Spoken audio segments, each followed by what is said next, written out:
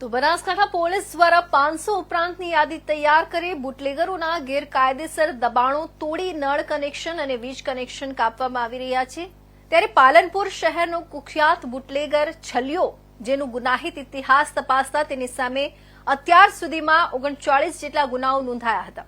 તેમજ 2 વખત પાસા થઈ હતી, જેથી તેનો ગુનાહિત ઇતિહાસ તપાસ કરી બનાસકાંઠા એલસીબી પીઆઈ એવી દેસાઈએ નગરપાલિકા સહિત સરકારી સ્ટાફ સાથે માનસરોવર રોડ પર આવેલા સરકારી જમીન પર કરેલા દબાણ પર જેસીબી ફેરવી તોડી પાડવામાં આવ્યું છે, જેના પગલે બુટલેગરોમાં ફફડાટ પ્રસરી ગયું છે। દ્વારા તથા અમારા મહેરબાન ડીજીપી વિકાસ સાહેબ દ્વારા 100 દિવસના અસામાજિક તત્વો જે છે એ લોકો ઉપર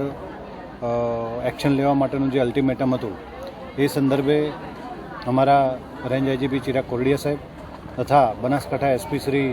અક્ષયરાજ સાહેબ દ્વારા આવા અસામાજિક તત્વોની એક યાદી બનાવવામાં આવેલ, જેની અંદર કુખ્યાત જે બુટલેગર્સ અને અસામાજિક તત્વો છે તેઓના ગેરકાયદેસર બાંધકામની કેટલા છે, એ લોકોએ વીજ કનેક્શન કઈ રીતે ગેરકાયદેસર દીધેલા છે તે સંદર્ભે વીજ કનેક્શનમાં નાયબ વીજ કાર્યપાલક ઇજનેર તથા બાંધકામ સમિતિ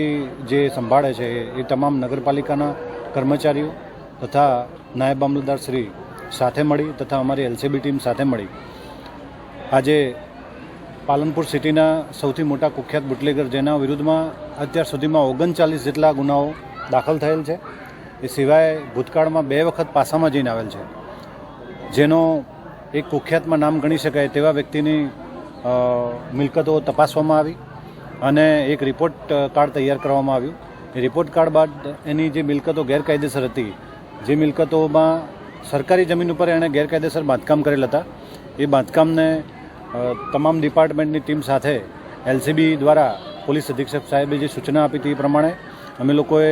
એ જે ગેરકાયદેસર બાંધકામ છે એને દૂર કરી અને આ અગાઉ વીજ કનેક્શન પણ કાપવામાં આવેલ છે। આ જ રીતે